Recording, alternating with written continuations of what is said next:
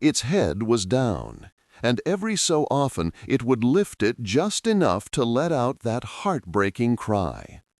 Jake's first thought was a curse on the carelessness of his neighbors, but he had no close neighbors. The nearest ranch was miles away. This animal was impossibly, terrifyingly alone. He worked the frozen latch on the gate, his calloused fingers clumsy with cold. The colt stumbled forward, collapsing into a drift inside the fence line.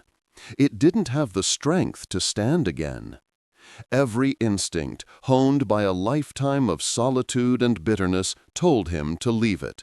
It was nature's way. It was not his problem. But the man who had once run a thriving ranch, the man who knew the language of animals better than the language of men, couldn't turn his back. With a grunt that was part effort and part resignation, he scooped the frail animal into his arms. It was shockingly light. He carried it back through the blinding snow, the small body trembling against his chest, and kicked open the door to his barn. The warmth of the barn was a welcome shock. It smelled of hay, leather, and years of honest work. Jake gently laid the colt down on a bed of clean, dry straw in an empty stall. The little horse didn't move, its breathing shallow and ragged.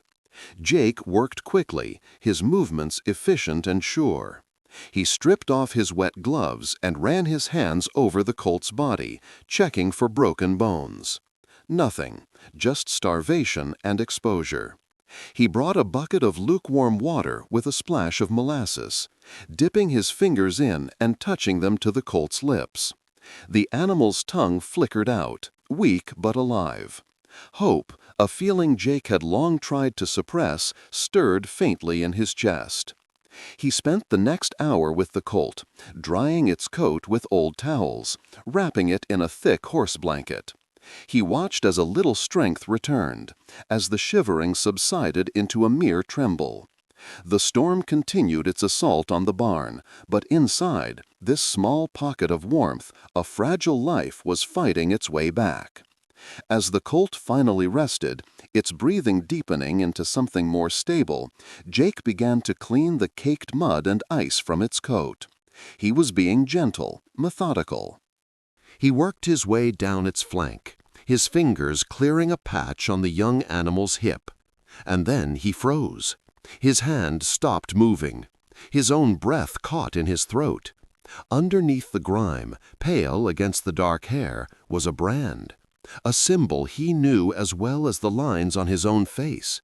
It was a clean, sharp image of two interlocking T's, the double T. It was the brand of the Thorne Cattle Company, the brand of his oldest enemy, the brand of the man who had destroyed his life 20 years ago, Marcus Thorne. Jake stared at the mark, a cold dread washing over him that had nothing to do with the storm outside. A Thorne horse hadn't set foot on his land in 2 decades, not since the accusations, not since the ruin. He stumbled back from the Colt, his mind a whirlwind of bitter memories. The public hearings, the whispers in town, the unfortunate but necessary quarantine that had decimated his own herd. All of it orchestrated by one man, Marcus Thorne. Thorne had used a supposed outbreak on Jake's land as leverage to buy up water rights and drive him into near bankruptcy. All of it orchestrated by one man, Marcus Thorne. Thorne had used a supposed outbreak on Jake's land as leverage to buy up water rights and drive him into near bankruptcy, all while playing the part of the concerned neighbor. And now, a colt bearing his brand had appeared from a blizzard on the verge of death at Jake's gate? It made no sense. Thorne's operation was a fortress, his fences meticulously maintained. No animal just wandered away. Jake leaned against the stall door, the old wood cool against his back. He looked back at the brand. Something was off. He'd seen plenty of new calves on the Thorn lands over the years, seen from a distance through binoculars. Their brands were fresh, angry red before they healed. This one was different. It was perfectly healed, the edges soft. The hair had grown back fully within the lines. It was an old brand. It looked years old, not months. But the colt itself was young, no more than 6 or 7 months. A year-old brand on a 6-month-old colt? Impossible, unless the brand wasn't what it seemed. A deep, unsettling feeling began to take root. This wasn't just a lost animal. This was a message, or a mistake, or something far worse. He knew he was out of his depth. He needed an expert opinion, not just on the colt's health, but on its identity. There was only one large animal vet for 100 miles that he trusted to be discreet and thorough. The decision left a sour taste in his mouth. He pulled out his old flip phone, the screen lighting up his grim face in the dim barn light. He scrolled to a number he hadn't called in years. The name on the screen made his jaw tighten. Thorn, A. Dr. Eris Thorn, Marcus Thorn's only son. The vet's truck, a practical vehicle caked in mud, was a stark contrast to the luxury vehicles his father favored. It rolled up to the barn an hour later, its headlights cutting through the abating snowfall. Dr. Eris Thorn stepped out. He was in his early 40s, with his father's height but none of his arrogance. His eyes, behind a pair of wire-rimmed glasses, were tired but sharp. He carried a heavy medical bag, his expression professional and cautious. He and Jake had a history, a quiet understanding forged in the shadow of their family's feud. Eris had never approved of his father's methods. "Jake," Eris said, his voice low and calm, "you said it was an emergency." Jake just nodded and led him into the barn. "Over here." Eris knelt beside the colt, his movements gentle and reassuring. He didn't speak for several minutes, his full attention on the animal. He checked its heart rate, its temperature, the color of its gums. He ran a practiced hand along its legs and back. "Malnourished, dehydrated, severe exposure," Eris murmured, more to himself than to Jake. "But no breaks. Lungs sound clearer than I expected." "You got to him just in time." He administered an IV, taping the line expertly to the colt's leg. Then he looked up at Jake. "You said on the phone there was something else, something about the brand." Jake pointed with his chin. "See for yourself." Eris leaned in, wiping the brand with a cloth from his bag. He stared at it, his brow furrowed in concentration. He pulled a small, powerful light from his pocket and examined the edges of the mark, the skin, the pattern of the hair. The silence stretched, broken only by the wind and the soft rustle of the straw. "Well?" Jake finally asked, his voice rough with impatience. Eris sat back on his heels, pushing his glasses up his nose. He looked from the brand to the colt's face, then back again. "The brand is right," he said slowly. "It's the double T, no question." He paused, looking up at Jake, his professional calm slipping to reveal a deep confusion. "But Jake, everything else is wrong. The age of the scar tissue is at least a year old. The colt is, what, 6 months? 7 at most?" Jake nodded. "That's what I saw." "And the conformation," Eris continued, his voice dropping lower. "The shape of the head, the length of the cannon bones. This isn't one of my father's current breeding lines. This is older stock." He stood up, pacing a short line in the straw. "This is a Silver Creek horse." The name hung in the air like a ghost. Silver Creek. It wasn't just a bloodline, it was a legend in Montana. Marcus Orne's original prized lineage, famous for its intelligence and stamina. It was the bloodline that had supposedly been wiped out 20 years ago in the mysterious disease outbreak. The very outbreak Marcus had used to ruin Jake. "That's not possible," Jake said, his voice a low growl. "The Silver Creek line is gone. Your father made a big show of it, said they all had to be put down to contain the spread." Eris stopped pacing and met Jake's gaze. The unspoken truth passed between them. "My father said a lot of things," Eris said quietly. "He built his expanded empire on the tragedy of losing that bloodline. He got sympathy, insurance payouts, and the leverage he needed to pressure his neighbors, to pressure you." The two men stood in silence, the implication of Eris's words settling over them. This Colt wasn't just an anomaly. It was a contradiction. It was living, breathing proof that the story that had defined the last 20 years of their lives was a lie. If a Silver Creek horse was alive, then the entire foundation of Marcus Thorne's power was built on fraud. "So what does it mean?" Jake asked, though he was starting to fear he already knew the answer. "It means," Eris said, his face grim, "that this Colt shouldn't exist, and if my father finds out it does, he won't be happy."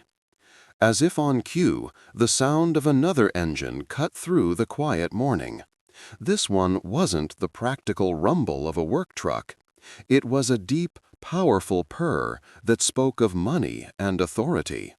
Jake and Eris looked at each other as a pair of brilliant LED headlights swept across the front of the barn. A gleaming, black high-end pickup truck, spotless despite the snow, crunched to a halt outside. The driver's side door opened. A tall figure in an expensive shearling coat and a crisp cowboy hat stepped out. Marcus Thorne had arrived. Marcus didn't bother with greetings. He strode into the barn, his cold eyes taking in the scene. His estranged son, his old rival, and the small blanket-covered animal in the stall. His gaze was like ice.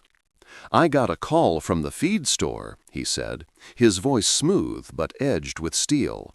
"They said my son was making a house call to my favorite charity case. I see you've found some of my property, Miller." He gestured dismissively toward the Colt. Jake stood his ground. "He wandered in during the storm, looked half dead." Marcus's lip curled into a semblance of a smile. "Unfortunate. These things happen." He walked over to the stall, peering down at the Colt. For a split second, as his eyes registered the animal's features, his mask of controlled arrogance slipped. Jake saw it clearly, a flicker of pure, undiluted panic. It was gone as quickly as it came, replaced by a cold decisiveness. "He looks sick," Marcus declared. "Can't risk it spreading. He'll have to be put down." Eris stepped forward, placing himself between his father and the stall. "He's not sick, Father. He's malnourished. I've already examined him." "He's perfectly healthy, just weak." "I said he looks sick," Marcus repeated, his voice dropping to a dangerous whisper, his eyes locked on Eris. "And I am not having a repeat of what happened 20 years ago. We will put the animal down, now. It's a liability."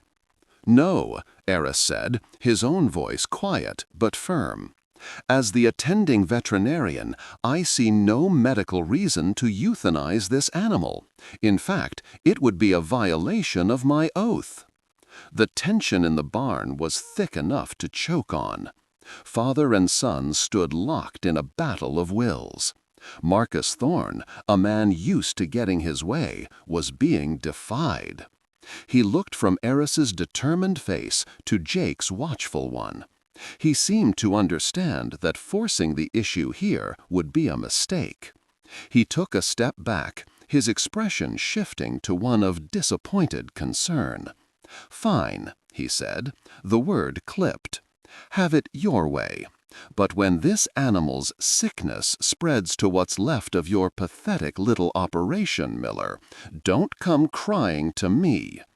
He turned to leave, then paused at the door, turning back to fix Jake with a final chilling stare.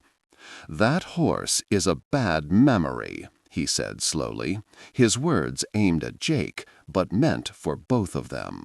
"Some things are better left buried. You'd be wise to remember that." The big truck's engine roared to life, and moments later it was gone, leaving only silence and a set of deep tracks in the snow. He had put her saddle away in the back of the tack room, unable to look at it. He turned to Eris. "Wait here." He walked purposefully to the tack room at the far end of the barn, a place he hadn't entered in years.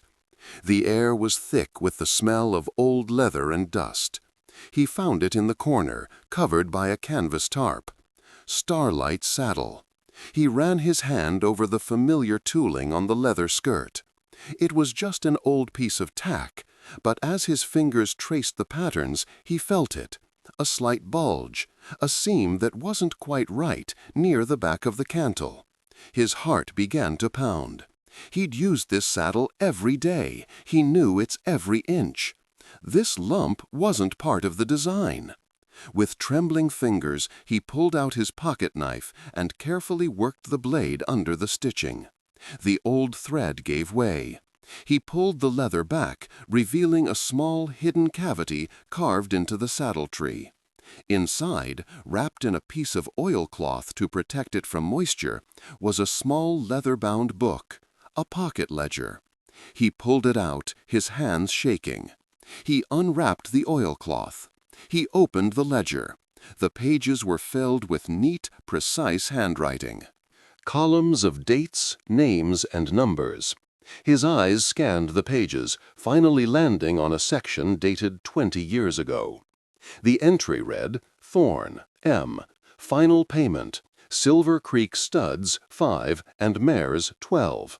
Delivered via night transport."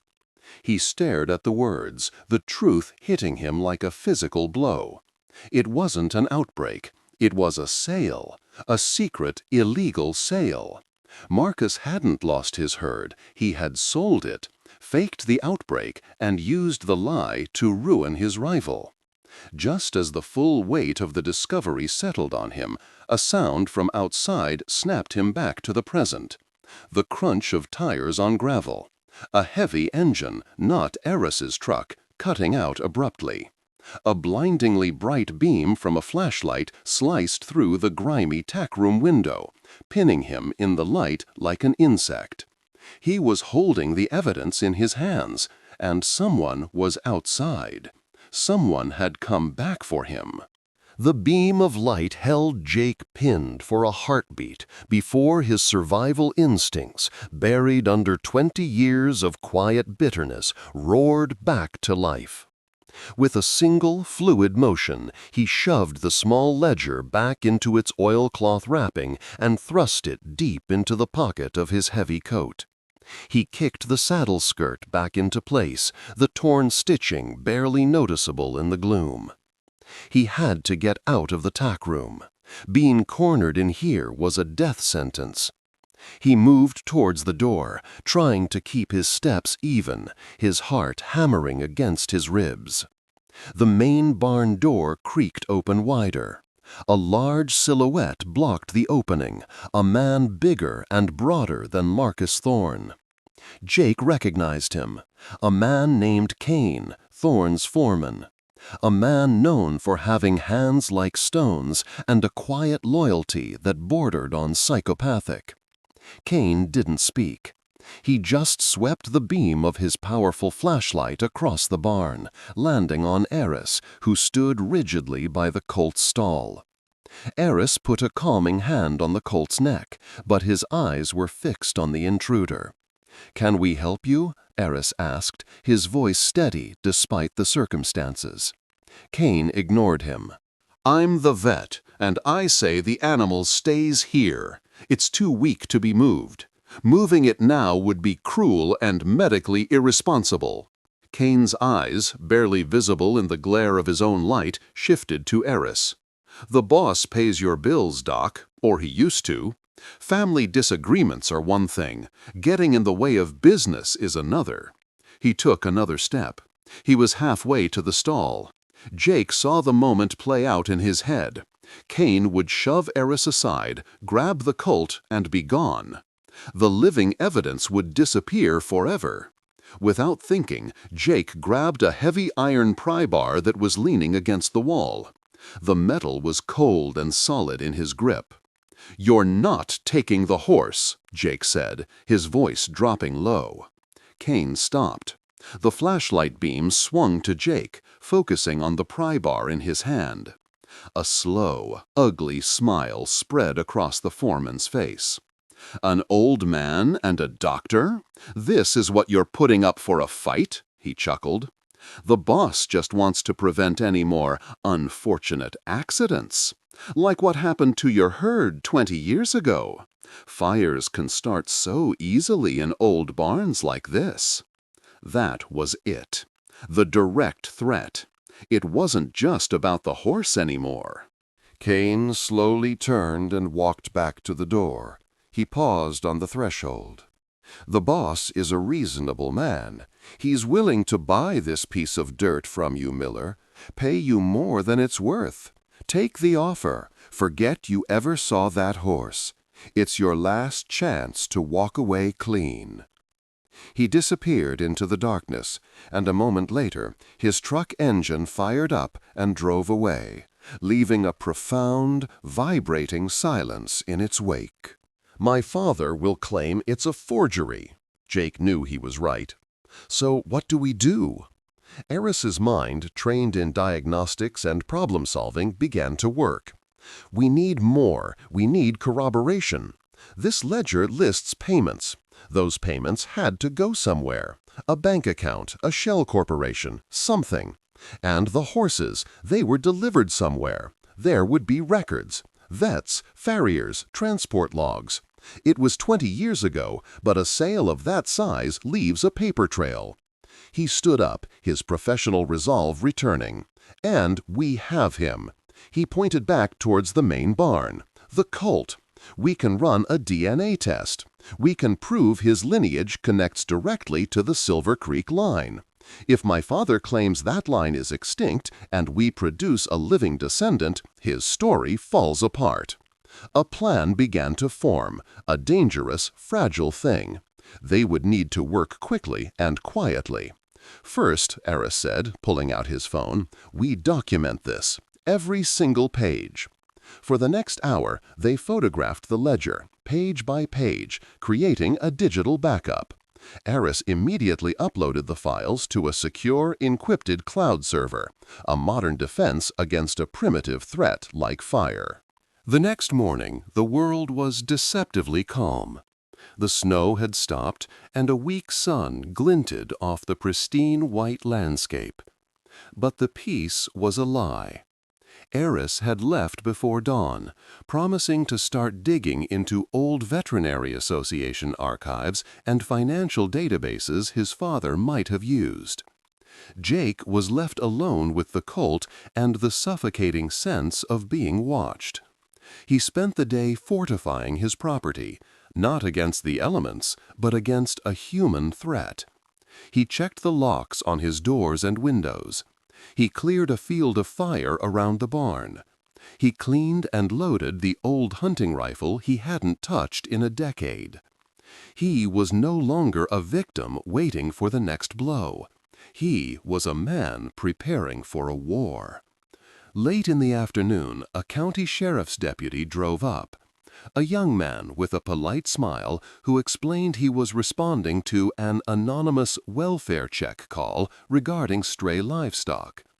Jake calmly showed him the Colt, explained the storm, and provided Eris's name as the attending vet. The deputy was satisfied and left, but Jake knew it was another of Thorne's moves. A way of establishing a record, of putting Jake on the radar of law enforcement before making his next move. The real attack came 2 days later, not with a man in the night, but with a certified letter. It was a notice of foreclosure. Marcus Thorne, through one of his subsidiary investment companies, had bought out the remainder of Jake's 20-year-old bank loan. The loan he'd been slowly, painstakingly paying off every month. The letter stated that due to a clause regarding land use viability, the entire remaining balance was now due within 30 days. If he couldn't pay, the property and its water rights would be seized. It was a masterstroke, a perfectly legal, utterly ruthless move to crush him. 30 days. The clock was ticking. He called Aris immediately. "He's foreclosing," Jake said, his voice flat. "He's calling in the loan. I have 30 days." There was a silence on the other end of the line, then a string of curses. "He's trying to bleed you out before we can find anything," Aris said. "I've hit a few walls. Most of the transport companies from that era are defunct. But I found something, a name from the ledger, H. Adler, who signed for the delivery." There was a Herman Adler, a livestock broker out of Wyoming. He died 10 years ago, but his wife is still alive. I think I'm going to take a drive. "Be careful, Aris," Jake warned. "Your father is playing for keeps." "I know," Aris replied, his voice tight. "But for the first time in my life, so am I." While Aris was gone, Jake focused on the one thing he could control, the Colt. Naming him felt like an act of defiance, a claim of ownership. He called him Ghost, for the phantom bloodline he represented. He worked with the young horse, grooming him, feeding him, talking to him in the low, calm tones he hadn't used in years. The Colt was a living link to his past, but also a symbol of a possible future. A future where his name was cleared. A future where the truth mattered more than a rich man's lies. The Colt, in turn, seemed to understand. He would follow Jake around the stall, nudging his hand, his intelligent eyes watching the old man's every move. He was a Silver Creek horse through and through. Aris returned 3 days later, looking exhausted, but with a glint of victory in his eyes. He carried a dusty cardboard box. "Herman Adler's wife," he explained, setting the box on Jake's kitchen table. "She said her husband was always terrified of my father. He told her that if anything ever happened to him, she should hold on to this box. He called it his insurance." Together they opened it. Inside were copies of wire transfers from a shell corporation to Adler's business account. The dates and amounts matched the final payments listed in Jake's hidden ledger. There were also transport logs detailing the movement of 17 high-value horses from Whispering Creek, Montana, to a private ranch in a secluded valley in Colorado. The final piece was a signed sales agreement between Marcus Thorne and a wealthy industrialist, now deceased, for the entire Silver Creek bloodline. It was the smoking gun, a complete, undeniable record of the crime. "We have him," Jake said, the words feeling heavy and real. "We have it all." Aris nodded, but his expression was serious. "Now for the hard part, getting anyone to listen. My father owns half the politicians in this state. The sheriff is on his payroll. We walk into any official office with this, and that box will disappear, and we'll be charged with fraud." Jake looked out the window at the vast expanse of land that Thorne was trying to steal. "Then we don't go to an office," he said. "We go to the people. We do it in a place he can't control." The annual Tri-County Livestock Auction was the biggest event of the year. Ranchers from all over the region gathered to buy, sell, and trade. It was a public forum, a place where a man's reputation was his most valuable currency. And this year, Marcus Thorne was the guest of honor, scheduled to give the keynote address. It was the perfect stage. They spent the next week preparing, making copies of every document, uploading everything to multiple online locations. Eris got the DNA results back for Ghost. It was a conclusive match to the Silver Creek line, via a sample from an old trophy of his grandfather's that Eris had borrowed from his father's study. The day of the auction arrived, bright and cold. The auction yard was bustling, a sea of cowboy hats and hopeful faces. Marcus Thorne was in his element, shaking hands, his public persona of the benevolent cattle king on full display. Jake and Eris moved into position. Eris stood near the side of the main stage, a file in his hand. Jake led Ghost through the crowd. The Colt, now stronger and with a healthy sheen to his coat, walked calmly at his side, drawing curious looks from the seasoned ranchers. They recognized quality when they saw it. When the time came, Marcus Thorne stepped up to the podium, a confident smile on his face. "Friends, neighbors," he began, his voice booming over the PA system. "For generations, we in this community have built our lives on honesty, hard work, and the integrity of our word." That was Jake's cue. He started walking, not towards the stage, but directly into the open area in front of it, leading Ghost. All heads turned. The crowd murmured, confused. Marcus stopped speaking, his smile freezing on his face as he saw Jake and the Colt. The brand on Ghost's hip, the double T, was visible to everyone. "What is the meaning of this?" Marcus snapped, his voice losing its warmth. "This is a private event. I have a horse to talk about," Jake said, his voice calm and clear, though he wasn't speaking into a microphone. The crowd quieted, sensing a confrontation. "A horse with a Thorne brand, a horse from a bloodline you told us was extinct 20 years ago." He patted Ghost's neck. "This is a Silver Creek colt." A gasp went through the crowd. The legend of the Silver Creek line was known to all. Marcus laughed, a harsh, forced sound. "That's absurd. Miller, you're a desperate old man making up stories. That line is gone. Everyone knows the story." "We know the story you told," Eris's voice cut in. He had stepped onto the stage, standing a few feet from his father. He held up a document.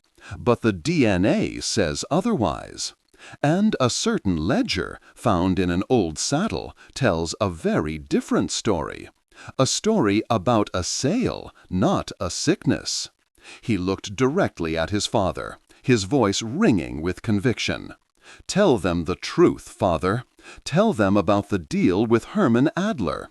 Tell them about the ranch in Colorado. Tell them how you built an empire on a lie that ruined your neighbors." Marcus Thorne's face went white. He looked from his son's determined face to Jake's implacable one, to the hundreds of accusing eyes in the crowd. He was trapped, not in a barn, but in the court of public opinion. The truth, buried for 20 years, had finally come to light, brought into the open by a solitary old man, a conflicted son, and a ghost of a horse that refused to stay buried. He opened his mouth, but no words came out. His empire of lies had crumbled. In the end, there was no dramatic trial. Faced with the mountain of evidence and public disgrace, Marcus Thorne's world collapsed. His business partners deserted him, his political allies distanced themselves, and the threat of federal fraud charges forced him to liquidate his assets. The foreclosure notice on Jake's ranch was quietly withdrawn. The land and his name were his own again. Aris opened a new, independent veterinary practice in the next town over, finally free. He visited Jake often, helping with the ranch work, the two men bound by the shared ordeal. One cool evening, months later, Jake stood on his porch, watching the sunset over the mountains. Ghost, now a strong, confident yearling, grazed peacefully in the pasture. The past was finally quiet. The bitterness that had poisoned him for 2 decades was gone, washed away by the fight for the truth. He had his peace, a peace he had earned not by hiding from the past, but by facing it. After everything he went through, do you believe Jake was right to risk it all for justice, or should he have found a way to protect his peace from the very beginning?